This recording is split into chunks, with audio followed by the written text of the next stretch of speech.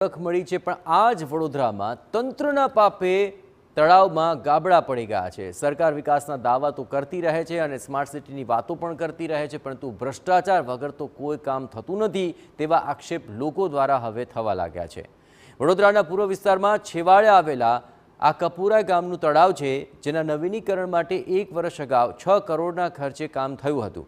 આ કામગીરી થોડા સમય પહેલા જ શરૂ કરવામાં આવી અને ત્યારે તળાવમાં બનાવેલા પાળમાં અનેક ઠેક ઠેકાણે ગાબડા પડી ચૂક્યા છે અને તેને કારણે કોન્ટ્રાક્ટર દ્વારા હલકી કક્ષાની કામગીરી કરી હોવાનો આક્ષેપ લગાવવામાં આવી રહ્યો છે। બે તરફ પાલિકા દ્વારા અધિકારી અને કોન્ટ્રાક્ટરને નોટિસ ફટકારી સંતોષ માની લીધો। રિપેરિંગનું કામ નથી થયું, તળાવ બ્યુટિફિકેશનનું કામ થયું છે અને એટલા જ માટે 6 કરોડ રૂપિયાના ખર્ચે સત્તાધારી પાર્ટીના લોકો ત્યાં રહેતા હોય છે અને બહુ બહાદુરી મારતા હોય છે। તો આ કામમાં ગાબડા પડ્યા તો શું જોયું ભાઈ તમે? ઇટ મીન્સ કે ભ્રષ્ટાચાર થયો છે અને મોટા પ્રમાણમાં થયો છે। તળાવ બ્યુટિફિકેશનના નામે પાલિકા દ્વારા શહેરનું ફક્ત કપુરા તળાવ જ નહીં પરંતુ અનેક તળાવની કામગીરી શરૂ કરી હતી। એક વખત કામ સોંપ્યા બાદ અધિકારીઓ તે જગ્યાની સ્થળ તપાસ નહીં કરતા હોવાને કારણે કોન્ટ્રાક્ટર પોતાની મનમાની ચલાવી હલકી ગુણવત્તાની સામગ્રી ઉપયોગમાં લઈ લોકોના રૂપિયાનું પાણી કરી રહ્યા છે। એ ઉપરાંત દિવાલો બનાવીને ઉપર સિમેન્ટનું પ્લાસ્ટર ચડાવી દીધું હોવાનું પણ સ્પષ્ટપણે જોવા મળી રહ્યું છે। ત્યારે કોન્ટ્રાક્ટર અને અધિકારીઓ તળાવના નહીં પરંતુ પોતાના બ્યુટિફિકેશનની વાતો કરતા હોવાનું પણ વિપક્ષે આક્ષેપ કર્યો છે। આશરે 5.5 કરોડના ખર્ચે આપવામાં આવેલો હતો।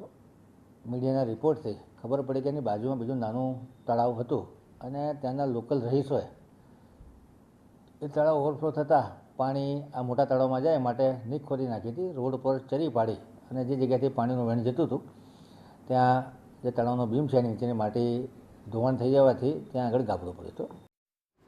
વડોદરામાં હમણાં પડેલા વરસાદને કારણે આખા શહેરમાં જળબંબાકારની સ્થિતિ સર્જાઈ હતી। ત્યારે પૂર્વ વિસ્તારના લોકો પૂરમાં ગરકાવ થઈ ગયા હોય તેવા દ્રશ્યો જોવા મળ્યા હતા। આ વિસ્તારોમાં પાણી અગાઉ ભરાતા ન હતા, પરંતુ હવે જ્યારે પૂર્વ વિસ્તારમાં પણ પાણી ભરાવા લાગ્યા છે ત્યારે લોકોમાં આક્રોશ જોવા મળી રહ્યો છે।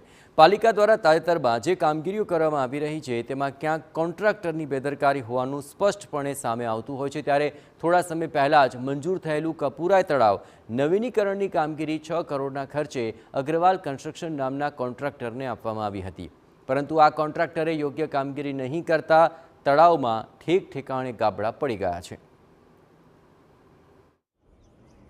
કહેવાતા સ્માર્ટ સિટીના સ્માર્ટ નિર્માણ માટે પાલિકા દ્વારા કરોડો રૂપિયાનો ખર્ચ કરી અને કોન્ટ્રાક્ટરોને કોન્ટ્રાક્ટ આપવામાં આવે છે, પરંતુ આ કામગીરી પૂર્ણ થયા બાદ તેનું કોઈ પણ પ્રકારની નિરીક્ષણ નહીં કરવામાં આવતા લોકોના રૂપિયા પાણીમાં જતા હોય તેવું ચોક્કસથી કહી શકાય। પાલિકા દ્વારા 1 વર્ષ અગાઉ કપુરાઈ તળાવને અગ્રવાલ કન્સ્ટ્રક્શનને નવીનીકરણ માટે આપવામાં આવ્યું હતું, જો કે તેમના દ્વારા હલકી ગુણવત્તાનો સામાનનો ઉપયોગ કરવામાં આવ્યો હોય તેવું જે દ્રશ્યોમાં આપ સ્પષ્ટપણે જોઈ શકો છો। તળાવની જે પાળો છે તે પાળોમાં જ ઠેર ઠેર ગાબડા પડ્યા છે અને જેના કારણે તળાવનું પાણી બહાર નીકળવાની પણ પરિસ્થિતિ ઊભી થાય છે। જે રીતે વાત કરીએ કે અલગ અલગ જગ્યાઓ પર જે રીતે ગાબડા પડ્યા છે તળાવની અંદર, તેને લઈને પાલિકા દ્વારા કોન્ટ્રાક્ટરને નથી તો દંડ ફટકારવામાં આવ્યો, નથી તો કોઈ વાત કરવામાં આવી, પરંતુ ફક્ત ને ફક્ત એક નોટિસ ફટકારી તેઓએ પોતાની કામગીરી પૂર્ણ કર્યાનો સંતોષ વ્યક્ત કર્યો છે। બીજી તરફ જો વાત કરીએ તો આ તળાવના નવીનીકરણ પાછળ પાલિકાએ 6 કરોડ રૂપિયાનો ખર્ચ કર્યો છે।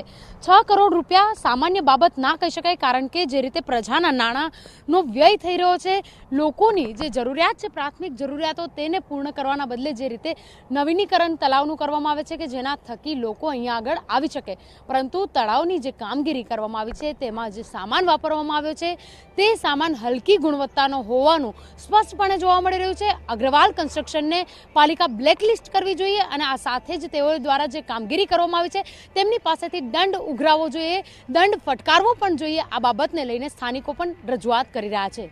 કેમેરા પર્સન રોહિત ગોયલ સાથે Anjali Ojha, TV9 Vadodara. Bharuch national highway પર પડ્યા છે મસ્ત મોટા